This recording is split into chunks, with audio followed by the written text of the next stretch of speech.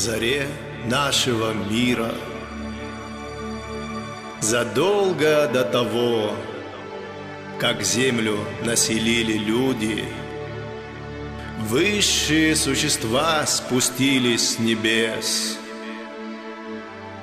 Минуло много тысяч лет, человечество процветало, и на земле воцарились справедливость и разум.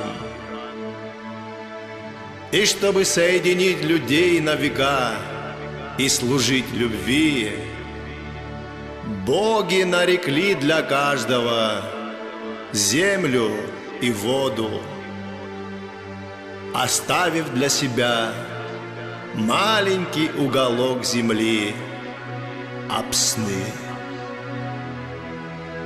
Неописуемой красоты и немыслимой силы она была родиной ангелов много тысяч веков. И когда боги вознеслись на небо, они оставили эту землю людям в мохнатых шапках, которые гордо зовут себя Апсуа.